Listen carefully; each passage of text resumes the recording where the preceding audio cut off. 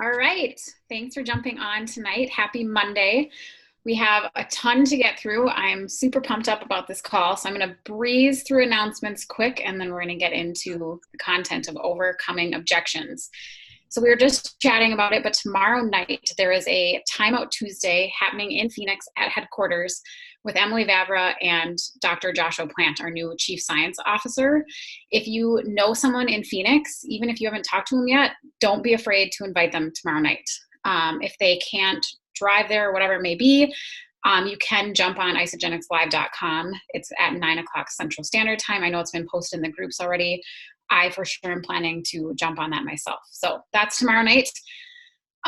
If you didn't get last week's 90-day action plan, IsaLife email, and you want it, we have all sorts of great content in there. We've got reminders of launch parties coming up, links to all the training videos, lots of great nuggets in there. So if you didn't get it last week and you want it, make sure to either do the opt-in survey or send your email address to Allison or I, and we will make sure you get tomorrow morning's week 2 email.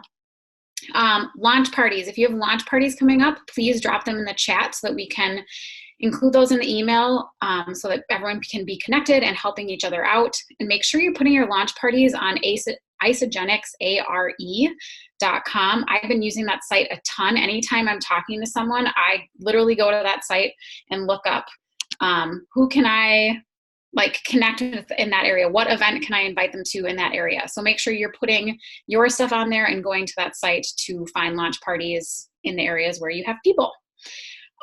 Super Saturdays, a whole bunch coming up. I know that there's some in other areas of the country, but ones that I know impact more people on this call. There is Rapid City on 9/7, Minneapolis on 9/14, and then on 10/5, there's Fargo and Chicago. So I know there's more than that, but those are just the ones that I have written down. And then make sure you're watching the weekly Isagenics business calls. They're on Isagenics Business Facebook group. We will link them in our emails. And this week was Angelique Nori. It was amazing. I'm going to touch on a few of her points, but I don't want to give away all of her golden nuggets. So you'll have to watch that one as well. All right. I think that's it. Allison's going to drop a couple more notes in there. Otherwise, we're going to get started. I'm going to share my screen, so I won't be able to see chat. So if there's questions, either Allison can answer them in the chat or encourage someone to unmute themselves and ask them directly. All right, overcoming objections. So overcoming objections is really more about posture and belief and how you're approaching your conversations than actually the skills of how to handle the objections. We will still touch on the common objections and how to handle them, because I know that there's some people that like those tactile things, and it is important to have that knowledge, but the posture and the belief in what you're doing is more important than the actual verbiage and knowing what to say with the specific objection. All right, so posture. People want certainty. If you're asking someone for directions, do you want someone that's like, I think it's someplace like over there? Like you don't want to take directions from them. Just like someone's not going to want isogenics from you if you aren't certain. You have to have that posture. So whether you need to get into a power pose beforehand or pump up your music, or if you've ever read the book Alter Ego, his name, I always forget, Herman, that's okay. Brian can put it in the chat. Whoever wrote Alter Ego. It's basically like putting on something to step into a posture. So let's say that you really love Susan Sly's style. So maybe you have a pair of glasses that you put on before you're reaching out to people, and that allows you to embody like that inner Susan Sly. But ultimately, it's about getting into the state, whatever that's going to be for you. And I know sometimes people will say, well, I'm like not in a good mood today. I'm not feeling it. So I don't want to reach out to people because I don't want to send the wrong vibe. So I'll just wait until I feel like it. I feel like I'm in that state.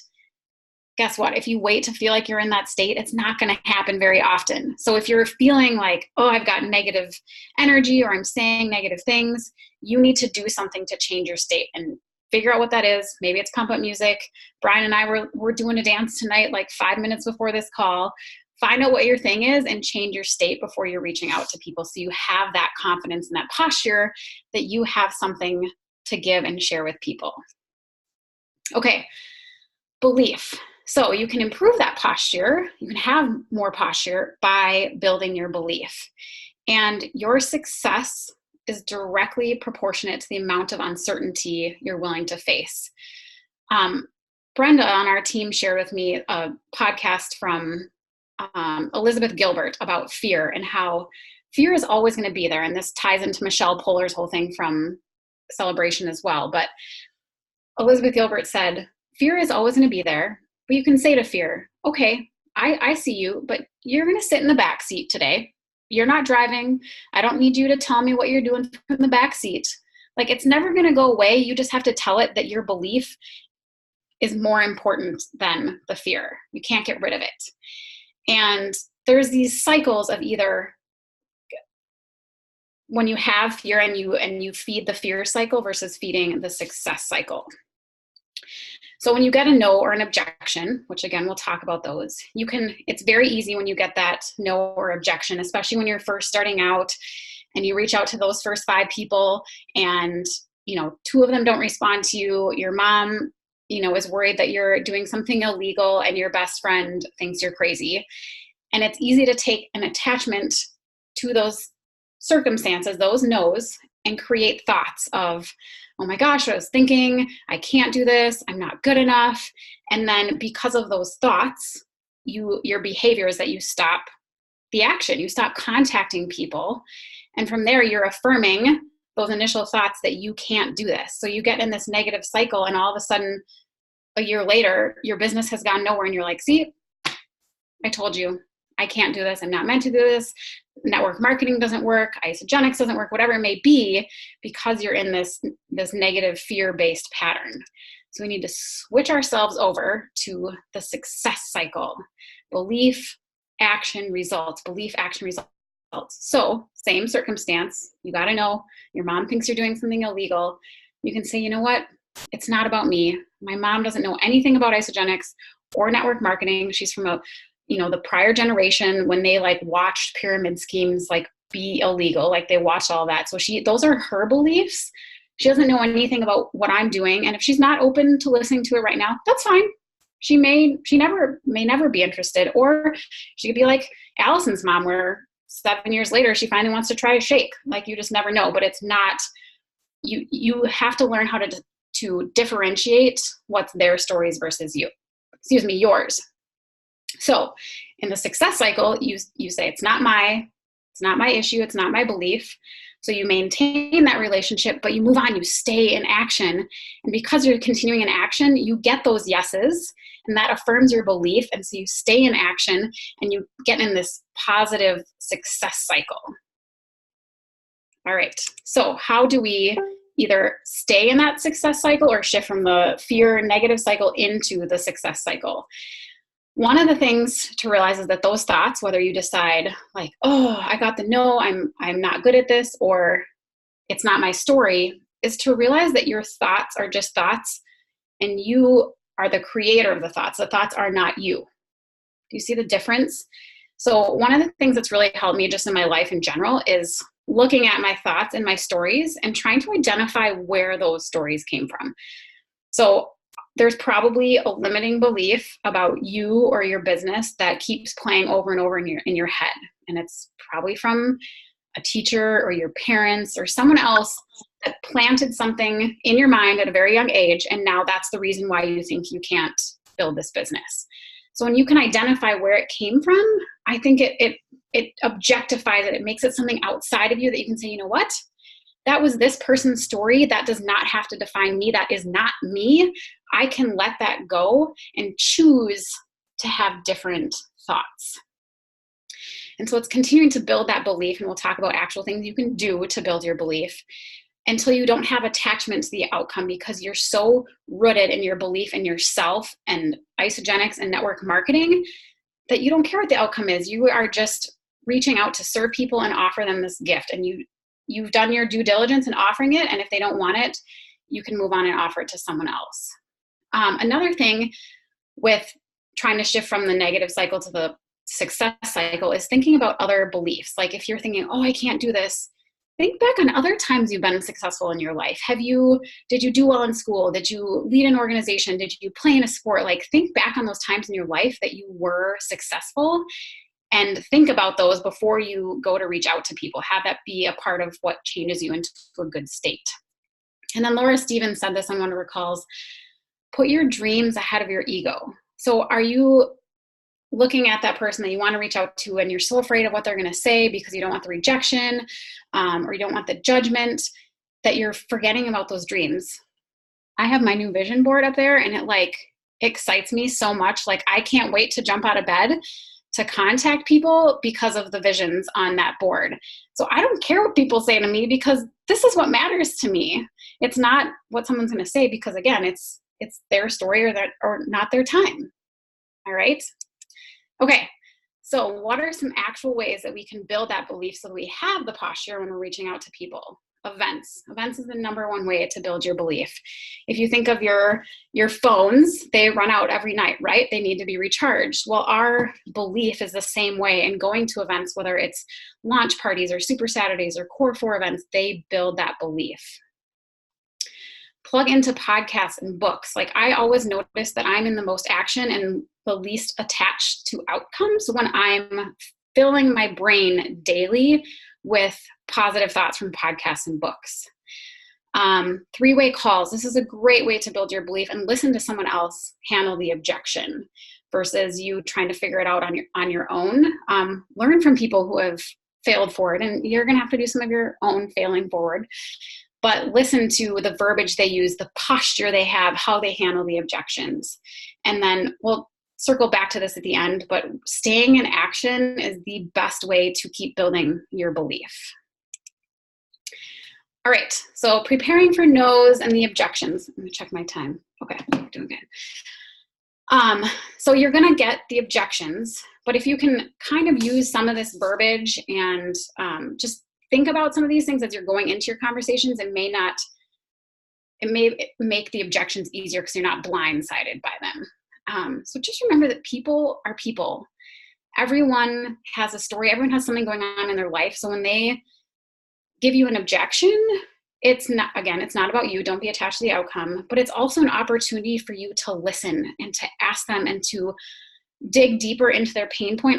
Oftentimes an objection is really a clue into something else that's happening in their life. I love the saying that people who say no, N-O, often just don't know, K-N-O-W. So objections are a way for you to continue the conversation and educate people. I would much rather have someone say, well, I don't want to have that much sugar, whatever it may be. I'd rather have them tell me that and be able to educate them and continue the conversation than a ghost. So don't let objections scare you. Let them be a way for you to educate and continue the conversation and learn more about the person, which in the long run builds trust with that person because you listened to them and you heard their concerns. Also, just know, we talk about this a lot at University in Action, you don't have to be the expert. When you get an objection, if you don't know how to handle it or you don't know what the answer is, say, I totally understand what you're talking about and I don't know the answer to that, but I will get back to you. Like, it's okay to tell people that. Just like when you go to a doctor, I'd rather have a doctor say, you know what, this is outside of my field of expertise. I'm going to send you to someone who knows better. It's the same thing. Like, you're going to build that trust by saying, I don't know, let me get back to you, rather than trying to make up something on the fly and they're going to read that. They're going to feel it. We went through some of these. Here's some good verbiage. And some of these things are things that you can't see all my words, that you can try on as you're talking and see which ones feel good for you. Kind of like a pair of jeans, like which verbiage feels like that, like comfy pair of jeans for you. I love the feel, felt, found method. When someone expresses a concern or objection, totally understand how you feel. Like if someone, says that they don't want to do a shake for breakfast, they'd rather like make their, egg white omelet. I totally know what you mean. I used to make like 15 ingredient smoothies before, but now I found that no matter what I made, I wasn't getting the nutrition that my body truly needed. And it was really expensive. And it took me forever to make my 15 ingredient smoothies, so you're validating their concern, but then you're showing them how you personally came to a different result. Oftentimes when someone expresses an objection, whether it's, I don't know about that cleansing thing, or what about network marketing? What do you mean? Tell me more. What do you know about network marketing? What makes you say that you don't like cleansing? Have you had an experience with cleansing? And I think this is one of those skills that takes time, because when you first start and you get an objection, you just want to like hurry up and solve the objection and like squelch it, rather than taking a deep breath, pausing, asking them a question, and then being silent and waiting for them to explain more about where it came from. And again, you're listening to them and you're helping build that trust because you want to know more about where they're coming from. Another thing you can do is answer the objections before they arise. One of the biggest objections I feel like people get, which we will talk about, is price objection, and that is a great one to handle prior to the objection arising. So let's dig into some common objections. I'm going to go through these fairly quickly. This is not extensive, and some of these are more just things for you to think about versus specific verbiage of like, you need to memorize this. Because again, it needs to be authentic to you, and that posture and belief is going to be way more important than memorizing all of these responses. All right, so price. Just a couple like nuggets that I've gleaned from all of the podcasts and stuff I've been listening to. Isogenics isn't a luxury item. People need to eat, and even if people don't like shakes, we have so many other amazing products. Someone may just want like the coffee and IsaBiome, or maybe they want the kids shakes, or maybe they want essential oils. Like, we have so many offerings. Even if they don't like shakes, you can still offer them other things where they're reallocating money that they're already spending. It's not new money. I love this sequence of addressing the price objection before it arises. This is from Angelique Nori. And again, listen to her podcast. She goes into some beautiful examples. But get to know their goals. So if someone says to you, and I think this is more effective for a weight loss goal potentially versus some other goals, but let's say they want to lose 25 pounds. Okay, so all right, you've been talking to them about losing 25 pounds. What is their life going to look like when they lose that weight? What are they missing out on? You like really get to that deep emotional core of their goal, and then say, okay, you've got this goal. You want to lose 25 pounds. Are you willing to replace one meal or 2 meals a day to reach that goal? And they say, you know, I want to lose the weight, but like this season of my life, I just want to replace 1 meal a day. Okay, great. What meal are you going to replace, and how much money do you think you're spending on that meal? I'd say between $7 and $10. Okay, great. Then you can offer them, you know, either the basic pack, or you can move down to some of the other packs. So it's really listening to them and where they're at, and then matching some solutions, whether it's a pack or individual products, to where they are at with their budget and their goals. And if you're still getting objections after all of that on price, this again, you need to listen to Angelique Nori directly, but she takes the responsibility and goes to them directly and says, okay, obviously I haven't shown you the value in the system and these products. Where can I better meet your needs? How can I help you in a better way understand the value of these products? So she doesn't say like, she doesn't push it back on them. She really takes responsibility for needing to show them something else. And then this was a Kathy Savage thing. Are they paying for food that's not serving them, or do they want to invest in food that helps them feel better and helps them reach their goals? Obviously, Kathy Savage is from Boston and is very like much more forward with her ways she handles objections. So just some things to think about with price. All right, a couple more. Actually, there's quite a few more. Okay. All right, you need to talk to your spouse. Again, if you listen to the resources, Kathy Savage is like, excuse me, you need to ask your spouse, like, what day and age are we? Like, if you want to invest in yourself and change your health, you should not have to go ask your husband. Now, only certain people can approach a situation with that posture. But I would just really involve the spouse. Like, if they feel like they need to go back to him and get permission or whatever it is, say, great, would they be interested in getting on the phone with my friend Jake Matthews or Brian Fish? Or let's get them on the phone right now. Or when can we sit down with them?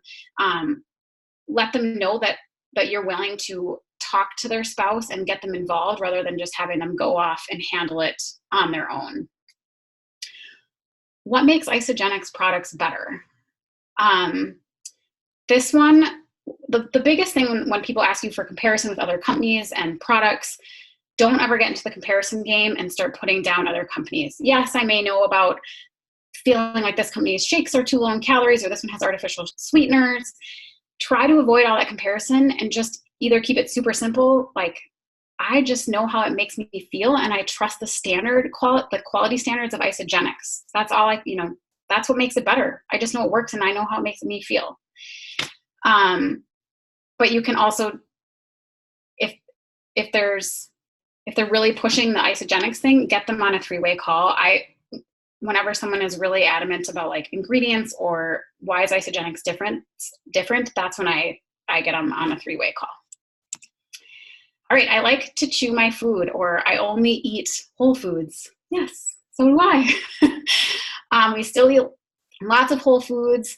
And you can, if you feel comfortable, do a quick explanation. I would not get into like a 10-minute spiel about our food supply being nutrient deficit, but just, explain to them that, yeah, I love whole foods too. I believe in it. And that's a really big part of Isagenix. It is whole foods. It's different than what you're thinking of as processed foods.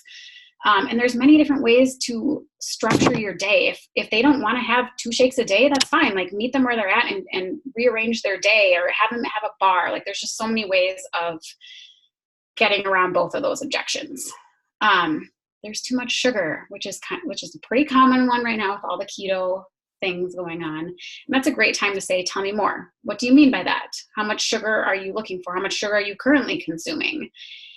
And oftentimes they'll realize that our shakes are not high in sugar. And I always do tell people, like, I know sugar and carbs have a bad rap right now. Rep. But carbs and sugar are vital to our bodies. We need it to function. That's how our brain functions, on having energy from carbs and sugar, the right amount of the right sugars. And again, that's a great time to send them either send them to isagenixhealth.net, going into the next one. Just say, go here and search sugar. There's lots of great articles on how sugar is put into the Isagenix products. And that's also how I handle any ingredient objection questions. I just search it on Isagenix Health and send them to that outside resource, or get them on a 3-way call if it's, a medical concern that they have, get them on a call with someone else. All right, these are more of business objections. The whole pyramid scheme thing. I think we're getting that less and less because people understand that network marketing is a real profession, but it's a great time to ask them, what do you mean? Or what's your experience with network marketing? You could be just kind of laugh it off like, yeah, pyramid schemes are illegal. And that I wouldn't do that. And if you, depending again on your relationship and your posture and what feels good, you could talk about how every organization is a pyramid. Pretty much every organization in the world is a pyramid. So how is the Isagenix compensation plan better? I've been really asking a lot of companies lately to show me their compensation plans, and they're super complicated. And most of the time people can't even tell me about it. I'll be like, is your plan binary? And they don't even know what I'm talking about. I saw a compensation plan the other day where once they got down to the 4th generation, they were only getting paid 0.25% on that level. And in order to even get paid that 0.25%, they had to have a certain amount of sales each month in order to get that 0.25. So we get 6%, paid commissions on the purchases in our organization. That's not on here, but just some main things to know when you're talking to someone about our compensation plan. It's a binary team structure. So we only build 2 legs versus teams that have to have like 6 legs. And if their front line, like first generation, drops off, then they don't get paid on that entire leg. Like there's some crazy things that people have in their comp plan. So 2 legs. And not only do we just have to build those 2 legs, but you're sharing those legs with your team. So you're doing it together. There are other binary comp plans out there, but they're not built. It's all your own. Like it's only your people. So it's such a beautiful structure that we all get to work together. And it's to unlimited depth. There's no breakaway. There's no like 0.25% at the fourth generation. You could have someone 20 generations down and you still get the same 6% commission on all the volume from their organization. And then you don't need to re-qualify, or another way to look at that is that your volume doesn't flush. So like if you have, 300,000 BV saved up on a team leg, in other organizations that would get wiped out every single month. So again, it's all about building that belief, right? That's how all these objections are all about, building your belief around them. All right, last one. Again, you got to watch the Angelique Nori video because she really does a great job on this one. I don't want to be one of those network marketing people, shake people, sales people. So she walks through a situation where someone says that to her, and she said, do you see me as one of those people? And she's like, oh my gosh, no, of course not. I hope you're not offended by that. And she's like, no, I don't take it personally. I'm not offended. But if you don't look at me that way, doesn't that show to you that there is a way of doing this business authentically and in your own way, and you're not one of those people? She uses the term right way and wrong way, and I really try to avoid that verbiage because I don't want to put someone down that is maybe not as artful and tactful in their approach, because they're just learning. They just don't know yet, and other companies aren't teaching them that way yet.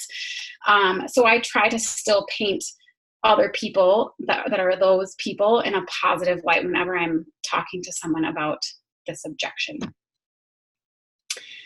All right. So regardless of your posture and your belief and how much you practice handling objections, you are still going to get no's. You're still going to get the objections. So how do you handle them? I think having this understanding that they're coming and will come in more abundance than the yeses makes it easier to handle them. So you get those no's, still respond, still maintain the relationship. I can't tell you how many people that have told me no, or that they're not interested and they're now on our team, or there are people that are like, it's not for me, but how can I cheer you on? And just maintaining that relationship, again, paints that positive picture of network marketing versus if they say no, thank you, and then you don't talk to them for the next 3 years, like you become one of those people that's still learning. So make sure you're maintaining the relationship. This is a suggestion that I have not tried before. Thank you so much for your response. I'm always working on improving. Can you please tell me how I can do better? It's pretty bold, but you're asking for that direct feedback, and you may uncover some underlying objections from someone who just gave you a straight no before. It's so important. I know that this takes time, but, it should say kill them with kindness. Oh, I'm missing an M. Okay. Naysayers are not about you. I just recently, this summer or the spring, had a college friend reach out to me. I had not been contacting her. I had been more vocal on my social media about what I'm doing and my belief. And she reached out to me and kind of cut me down. And it was one of those made my hands shake. And I still responded to her and thanked her for reaching out. And she eventually did a 180 in her conversation. But I instead of getting defensive or launching into a long thing or ignoring her, I do think ignoring those people kind of fuels the fire. If you can just be kind to them, I love the response. Thanks for reaching out and for your feedback. I just keep it super simple and realize that it's really not about you. If that person was so adamant that what I was saying was offending her, that she had to reach out to me, just stop following me. If you're reaching out to everyone that you don't like what's on their newsfeed and you send them a message, I feel sorry for you. You need to go surround yourself with more positive people and focus on the positive things rather than reaching out to people and saying negative things to them. So naysayers are not about you. It's their story and they're just not there yet. Kill them with kindness. Law of non-resistance. I'm not going to go into the law of non-resistance. But to know that when you are getting these no's, there's someone right around the corner that is waiting for you and wants you to talk to them. So the more time that you spend putting energy on those blocks, you're missing out on the people on the other side. And stop thinking and start acting. This is what I was talking about at the beginning about getting into action. So I always say to people, okay, if you're there's nothing wrong with going slower and having a smaller number of people. That's your goal to contact each week. Like if your goal each week is to contact 5 people, that's great. Like wherever you're at, it's where you need to be. But I would challenge you to think about this. If you're reaching out to 5 people a week and 4 of them say nothing to you and 1 says no, which cycle are you going to be in? Probably the negative or the positive cycle. Probably going to be in the negative, and it's going to immobilize you. And the next week, you're not going to reach out to anyone. Whereas if you're reaching out to 20 or 30 people in a week and you start 5 really great conversations, guess what? This literally happens to me that I get so excited about the yeses and the people that I'm engaging with and having the conversations and the people that are interested. I don't even know who didn't respond to me. I have to actually go back and look at my spreadsheet like, oh yeah, that person never responded to my last 4 messages. So if you're having more volume, it's easier to focus on the yeses and stay in that action, belief, positive cycle versus if you're in taking smaller actions, it's easier to feel the no's. And lastly, I think this is very common during the 90-day action plan is consumption without integration leads to frustration. So if you're listening to these calls and you're thinking about these tips and you're waiting until you mastered all of the objections and you know how to handle them before you take action, you're going to be really frustrated because you're going to get to celebration next year and be like, wow, I was really fired up and I was going to do it.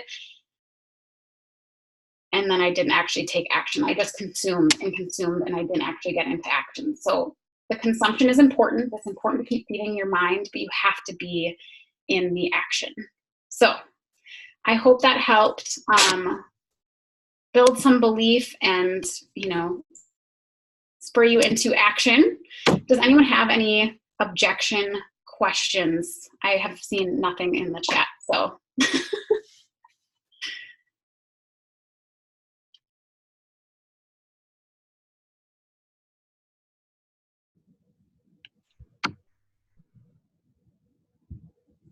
I'm going to be comfortable with the silence and just wait for the questions.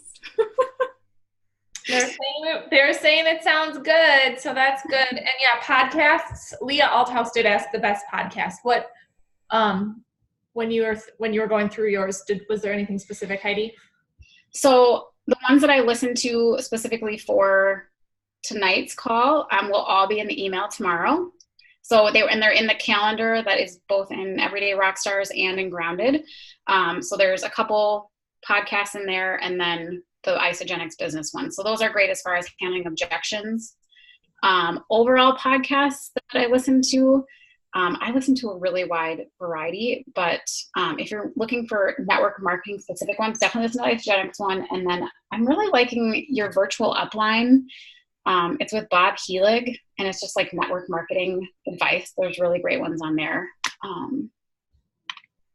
Perfect. All right. And then Barbie called out the Isagenix podcast, and the wealth creation ones especially are so good. So, yeah. So the people that have gone before us who are teaching us. Thank you, Heidi. That was awesome. Yes, you're welcome. Thank you, everyone. Have a good night.